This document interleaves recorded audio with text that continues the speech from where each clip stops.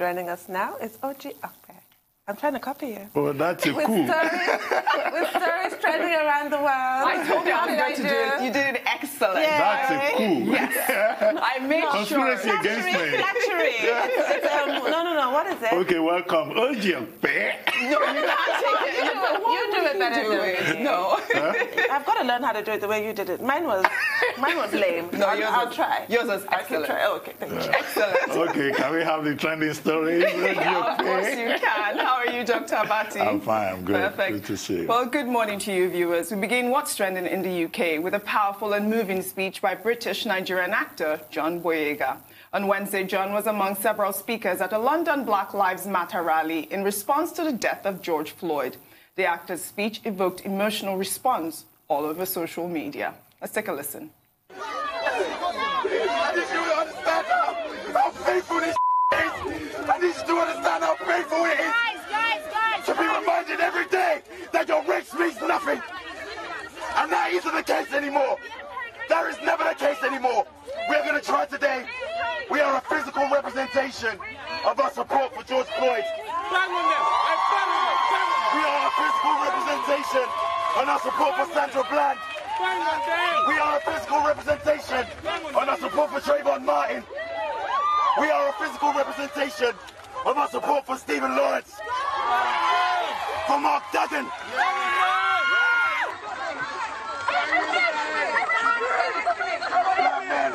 Black men, we need to take care of our black women. We need to take care of them. They are ours. They are our hearts. They are our future.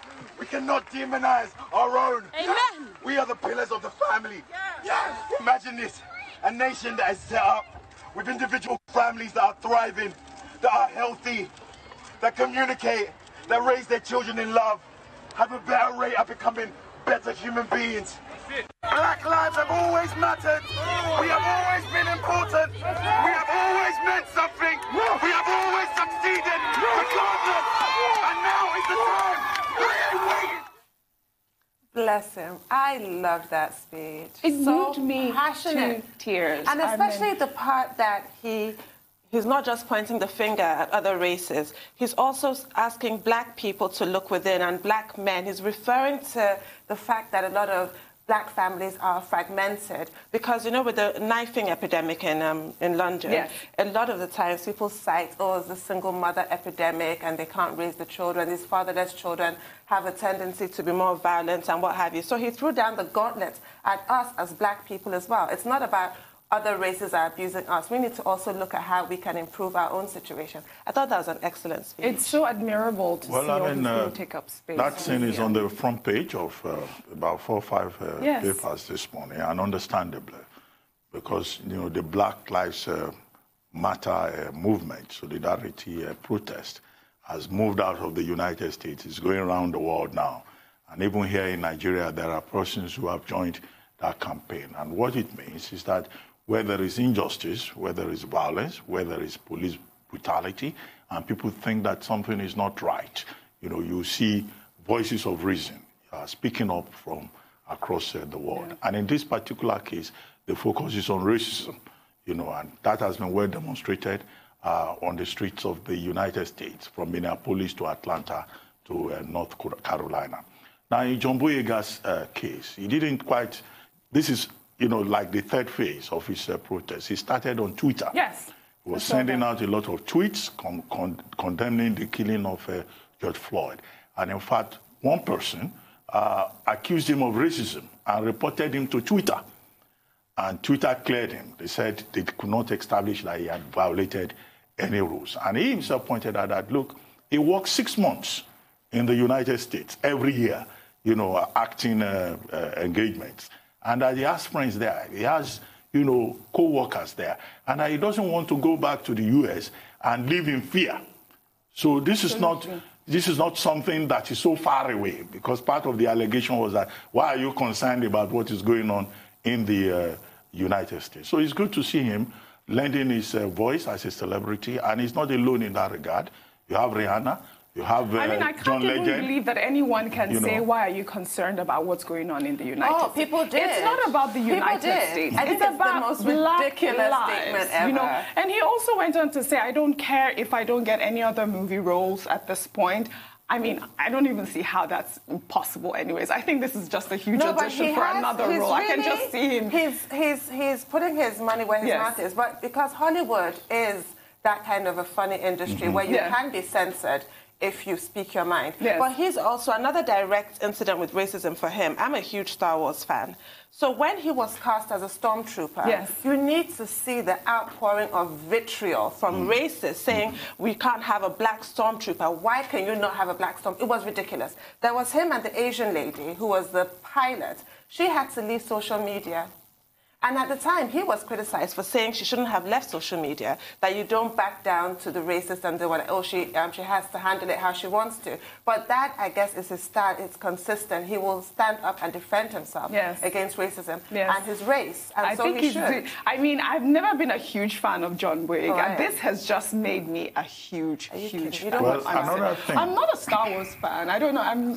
Another point that needs to be made is that, you know, when you see black people protesting against racism, they cast the narrative in a them versus us Manichaean, you know, oppositional sense. Yes. But the truth of the matter is that, you know, there are many Caucasians, people of other races, who are also involved in the protest against the killing of George Floyd. They came out in droves. Or Breonna Taylor.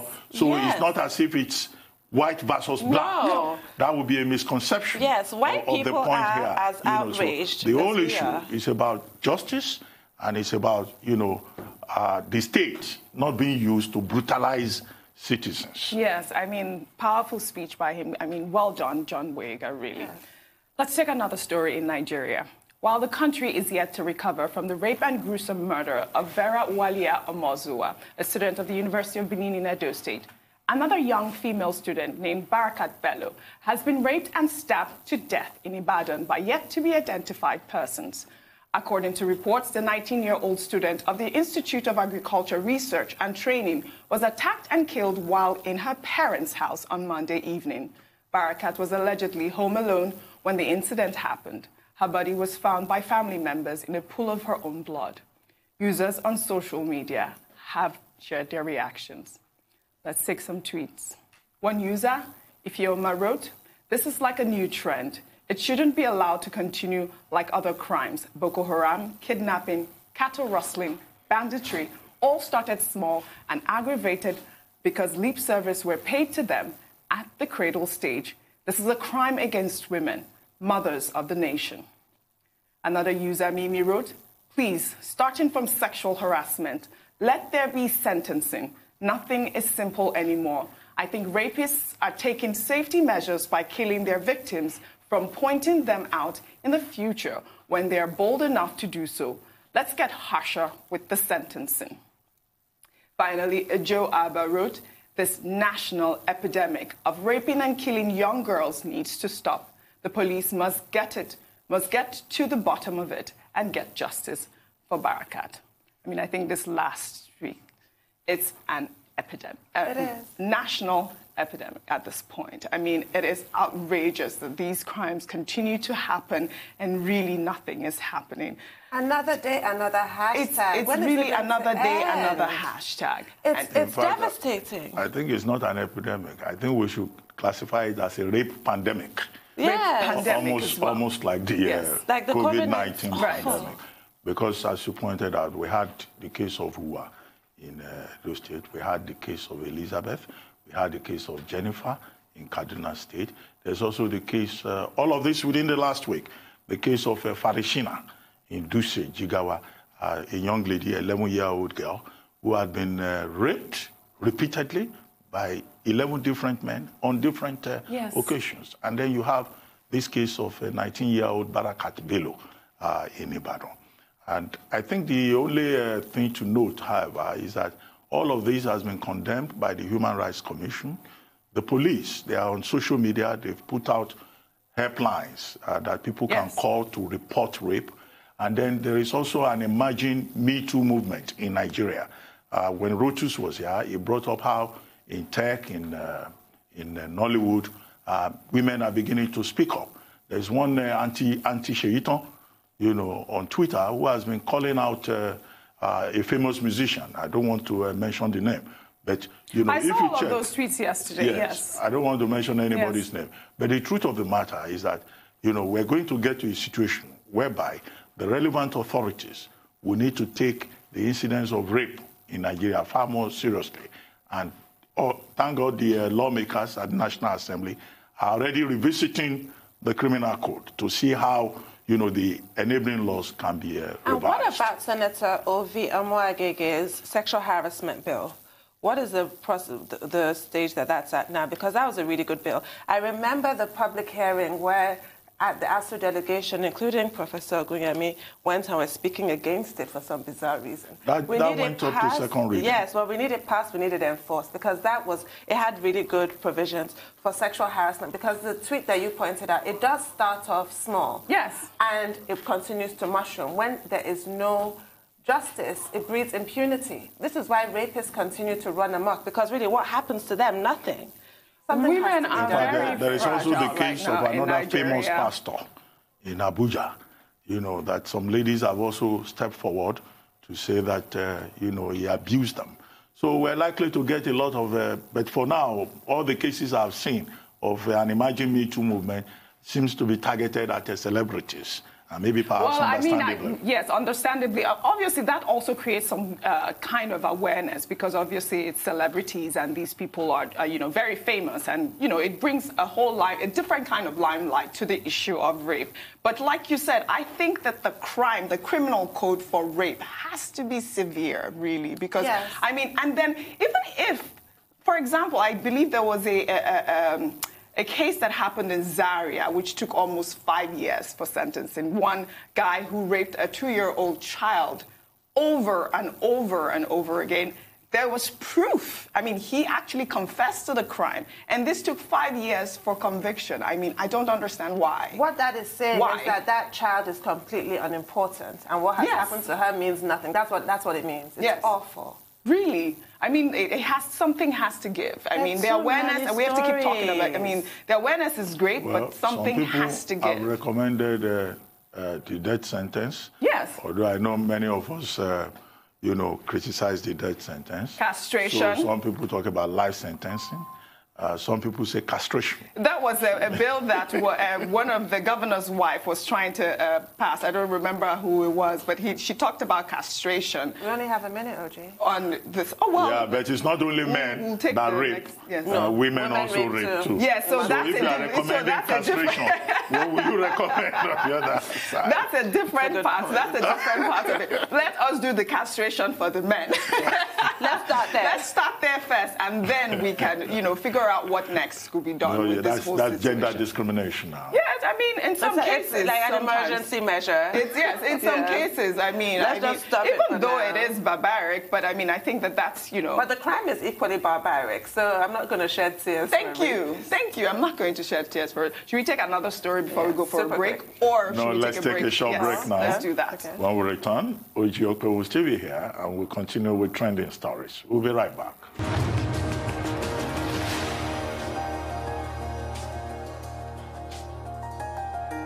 Welcome back to the morning show here on Arise News. Okpe is still with us in the studio with stories trending around the world. Hello, G. Hello, K. I've been here with you. Well, let's take another story. Users on Twitter have reacted to the killings that took place in northern Kaduna by unknown gunmen who invaded the village at Kajuru local government area of the state, leaving about 9 people dead in the early hours of Wednesday. Sources revealed that the gunmen invaded the village while shooting indiscriminately, leaving residents running for safety. 8 people were killed on the spot, while a woman died on her way to the hospital. This comes after an attack on some communities in the same local government area where no fewer than 30 decomposed bodies had been discovered. Many villagers in the community have been rendered homeless in recent attacks and are being sheltered in IDP camps in the area. Let's take some reactions. One user, Mike, wrote, "We will write this for all to read. Any Fulani herdsman or bandit that kills a Nigerian and the government does nothing about it, both have taken a loan repayable one day, no matter how long it takes. Same goes to rapists, killer policemen, and bad politicians. Enough is enough. An American, Keith Williams, wrote, "This is truly disheartening. As an African American, I'm beginning to become aware of the atrocious that take place on the continent. We need to do a better job at bringing awareness to your suffering as well. Unfortunately, the media does not cover these events in the U.S." Finally, a user Ebex wrote, "Herdsmen are having a free ride all over the country, killing, destroying, and simply getting away. Buhari APC security operatives and El Rufai have all failed." Southern Kaduna has been a hotbed of violence and clashes and all forms of conflict for a very long time. And the thing we need to worry about is why no serious effort has been made or no serious progress has been made in terms of addressing the problem. Now, since about May 13, there have been attacks on one village after the other in that part of the country. Yes. In one particular case, between May 13 and May 19, the period of a whole week, 6 villages were attacked. And some of those attacks will go on for hours. So this example that you have cited is part of a pattern. And the issues, as you have seen, it relates to conflict between pastoralists and farmers, issues over land ownership and space, ethnicity, and religion. So I think what should be calling for, instead of lamenting all the time about the spate of violence, which has implications for security and political stability, is begin to call on the relevant stakeholders and governments to address these issues.